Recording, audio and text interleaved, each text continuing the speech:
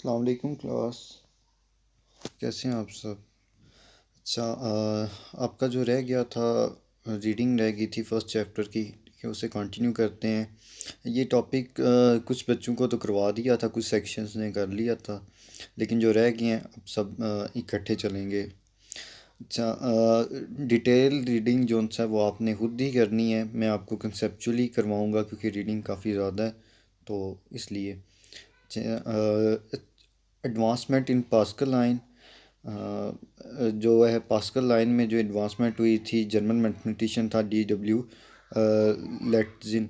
इसने जो सा इसे मॉडिफाई किया था, और इसका जो बेसिकली कोर जो आइडिया था वो तो सेम था, लेकिन इसने इसमें जो एडिशन की आई थी वो इस चीज़ की थी, मल्टीप्लिकेशन और डिवीजन भी ये कर रहा था एडिशन और सब्ट्रैक्शन के साथ साथ। इसके बाद नेक्स्ट है डिफरेंस इंजन।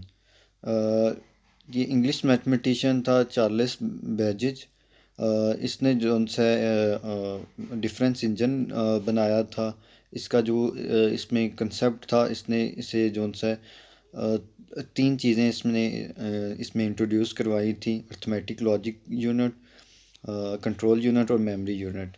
तो ये जो मेन तीन चीज़ें इसने इसमें करवाई थी, इन्वेंट की थी, ये आज भी कंप्यूटर में यूज़ हो रही हैं। और ये क्योंकि ये कोर चीज़ें हैं कंप्यूटर की, तो ये यूज़ होती रहेंगी नेक्स्ट भी, जब भी हम जितने भी हम टेक्नोलॉजी में आप चले जाएं, ये जो चीज़ें हैं ना, ये बेसिक चीज़ें हैं, ये यूज़ होंगी। तो इसलिए इसे फादर ऑफ कंप्यूटर भी कहा जाता है। तो अर्थमेटिक लॉजिक्स यूनिट है, ठीक है, जिसमें आपकी कैलकुलेशंस होती हैं, लॉजिक्स होती हैं। कंट्रोल यूनिट पूरे सिस्टम को जो कंट्रोल करता है। मेमोरी यूनिट जहाँ पे हम मेमोरी होती है, हमारा डाटा स्टोर होता है। तो इसने काफ़ी एफर्ट्स की डिफरेंस इंजन पे, लेकिन टेक्नोलॉजी कम टेक्नोलॉजी और कम टाइम और रिसोर्सेज की वजह से इसकी जो डिवाइस थी ऑपरेशनल नहीं थी हो सकी। उसके बाद एनालिटिकल इंजन। चार्ल्स बेजर ने जो उनसे यहाँ तक हार नहीं थी मानी, लेकिन उसने आगे अपना यानी कि उम्मीद इसको थी। 1833 में इसने एक और इंजन जो है डिज़ाइन किया था, एनालिटिकल इंजन। तो इसको इसने जो सा स्टीम पावर से किया था। स्टीम पावर से ये चलता था इसका इंजन। ये एक्चुअली जो टिपिकल कंप्यूटर जो सा ना, जिसे हम कंप्यूटर कह सकते हैं, ये उसने वो चीज़ इन्वेंट की थी। और फिर भी दोबारा टेक्नोलॉजी, कम टेक्नोलॉजी और कम जो सा टाइम की वजह से इसका जो सा ये भी डिवाइस जो सा भी कंप्लीट नहीं थी हो सकी। लेकिन बहुत से कंसेप्ट इसने जो सा ना वो दे दिए थे, इसे फादर ऑफ कंप्यूटर फिर कहा गया, ठीक है। और न्यू इन्वेंशंस के लिए काफ़ी गाइडलाइन इसने जो सा ना अपनी टेक्नोलॉजीज़ में दे दी थी। नेक्स्ट है टैब्यूटिंग मशीन। अमेरिकन मैथमेटिशियन था हार्मन, इसने जो सा इन्वेंट की थी 80s में टैब्यूटिंग मशीन। और इसका जो पर्पस था, ये काउंटिंग मशीन थी सिंपल, यानी कि कंप्यूटर इसे नहीं हम कह सकते, ये काउंटिंग डिवाइस थी। जो कि अमेरिकन जो सा मरदमशुमारी में भी यूज़ की गई थी 1890 में। और इन दोनों की डिवाइस जो है मशीन में डिफरेंस जो है वो यही था कि इसकी मशीन जो सी है वो यूज़ और जो है इलेक्ट्रिकल पावर से यूज़ होती थी, चलती थी। तो उसकी जो दूसरी बेजिस की मशीन थी वो मैकेनिकल पावर से, क्योंकि स्टीम इंजन था, ठीक है, तो वो मैकेनिकल पावर होती है, तो उससे चलती थी। तो इसकी जो इन्वेंशन थी कि ये इलेक्ट्रिकल पावर से चला रहा था मशीन को। उसके बाद कंप्यूटर रेज है। इसमें हम टेक्नोलॉजी पे अब एडवांसमेंट जो हुई थी टेक्नोलॉजी में, ठीक है, डिफरेंट उसको डिफरेंट टर्म्स में डिवाइड कर दिया गया था। एक कंप्यूटर जनरेशन आ गई थी हमारे पास। तो जो कंप्यूटर जनरेशन है, आज भी आप नाम सुनते हैं, फर्स्ट जनरेशन, सेकंड जनरेशन, ठीक है। तो ये एक साइन था कि जैसे जैसे हम टेक्नोलॉजी में अब जाते जाते थे, हम जो से जनरेशन को अपग्रेड करते जाते थे। यानी कि जब हम टेक्नोलॉजी पूरी चेंज करते हैं तो हम जनरेशन एक अप कर देते थे। तो इसी तरह ये तब का बता रहा है कि फोर्थ जनरेशन हमारे पास थी, अब इससे हम बहुत आगे आ चुके हैं। तो ये कहते हैं कि 50 साल के हार्ड वर्क के बाद हमें ये सारी अचीवमेंट जो है ना ये प्रोग्रेस मिला था। Before the first generation, first generation से पहले, अभी हम जनरेशन पे नहीं जा रहे, उससे पहले जो चीज़ें हुई थी उनमें दो हमारे पास रिमार्केबल कंप्यूटर आए थे, मार्क वन और दूसरा हम आगे डिस्कस करेंगे। मार्क वन अभी डिस्कस करते हैं। मार्क वन जो सा है ये 1944 में बिल्ट हुआ था। ये हाईली क्वालिफाइड आईबीएम जो कंपनी ने किया था, आईबीएम इंजीनियर्स ने इसे किया था। एक टीम थी जिसको लीड कर रहे थे डॉक्टर हार्वर्ड, हार्वर्ड यूनिवर्सिटी से, और इनके साथ और भी पार्टनर्स थे इनके साथ जो काम कर इनकी टीम में काम कर रहे थे। ये जो डिवाइस थी ये 80 फीट जो है 80 फीट और 55 फीट लॉन्ग थी। 80 फीट चौड़ी और चौड़ाई में, और 55 फीट वो लंबाई में थी। तो ये जो इसे ये जो कंप्यूटर हमारा इसमें इन्होंने जो कंप्यूटर बनाया था वो इलेक्ट्रॉनिक था और मैकेनिकल दोनों था। इलेक्ट्रिकल भी चल रहा था और मैकेनिकल भी था। तो इस पे जो एडिशंस उसने बता रहा है कि परफॉर्म हो रही थी, वो 3 एडिशन और 1 सब्ट्रैक्शन 1 सेकंड में हो रही थी। नेक्स्ट पेज पे, पेज नंबर 8 पे आ जाएं। तो और इसमें वो बता रहा है कि मल्टीप्लिकेशन जो है वो 3 से 5 सेकंड में परफॉर्म होती थी। तो ये उस एज का जो सा है वो पॉकेट कैलकुलेटर इसे कहा गया था उस दौर में।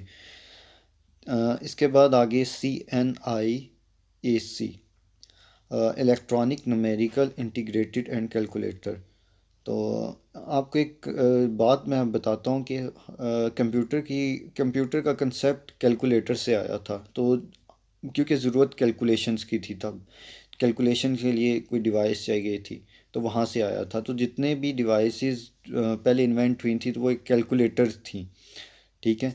तो उसके बाद फिर आगे आगे जब इसमें एडवांसमेंट हुई तो वो कंप्यूटर में आ गई। डॉक्टर जॉन थे जो है पेन यूनिवर्सिटी से। इन्होंने जो से अपने कुछ पार्टनर्स के साथ की हेल्प के साथ एक डिवाइस बिल्ड की थी।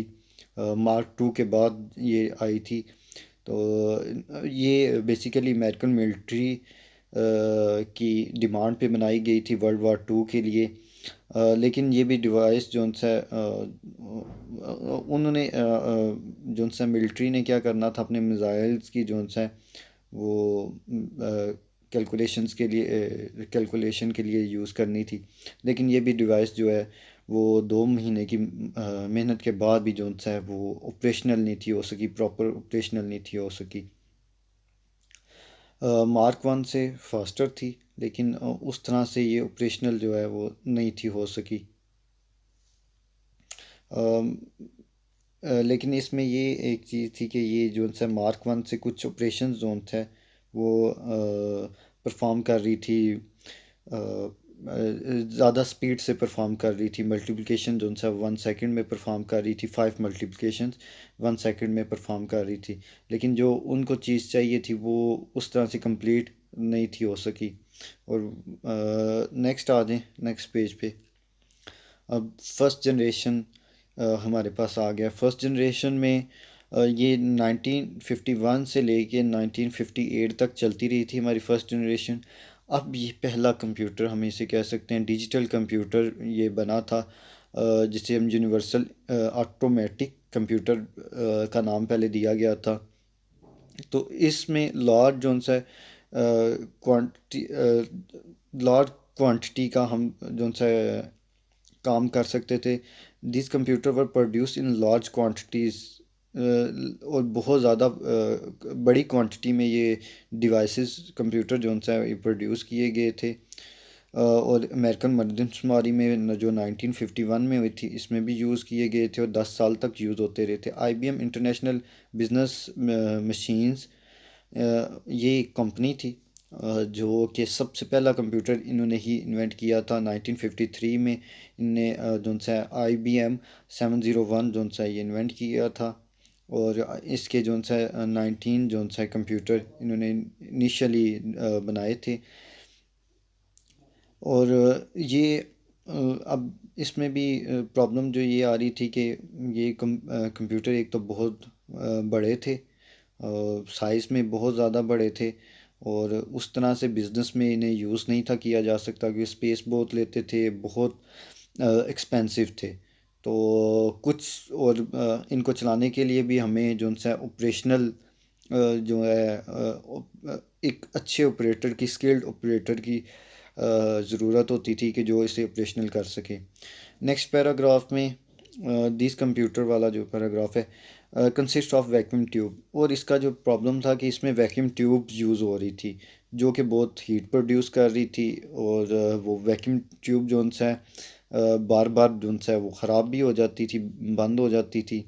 तो ये भी इसका बहुत बड़ा ड्रॉबैक था जिसकी वजह से प्रोग्रामर को बहुत प्रॉब्लम, जो से यूज़र को प्रॉब्लम होती थी। और एक और जो ड्रॉबैक था कि ये ज़ीरो और वन में इनपुट लेती थी, सिर्फ इनपुट लेती थी, और वो भी ज़ीरो और वन की फॉर्म्स में, बाइनरी डिजिट्स में इनपुट लेती थी। तो वो भी एक प्रोग्रामर के लिए बहुत डिफ़िकल्ट चीज़ थी।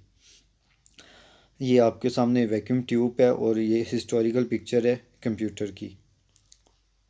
अच्छा, नेक्स्ट पेज पे आ जाएं, पेज नंबर 10 पे। इसमें पॉइंट्स टू बी रिमेंबर, कुछ जो याद रखने वाले पॉइंट हैं फर्स्ट जनरेशन में, ये बताए हैं।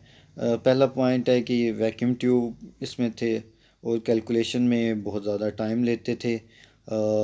इनका साइज़ थर्ड पॉइंट में बता रहा है कि बहुत ज़्यादा स्पेस इनको रिक्वायर थी क्योंकि इनका साइज़ बहुत बड़ा था। फोर्थ पॉइंट में हाईली एक्सपेंसिव हैं, बहुत महंगे हैं। फिफ्थ पॉइंट में जो सा कह रहा है कि हाईली अन रिलायबल हैं, और break down of vacuum tube, बार बार जो सा वैक्यूम ट्यूब ख़राब हो जाती थी, उसे चेंज करना वो बहुत ज़्यादा मसला। और सिक्स में बता रहा है कि इनपुट जो थी वो लिमिटेड थी बाइनरी डिजिट्स में। तो ये इसके ड्रॉबैक्स थे।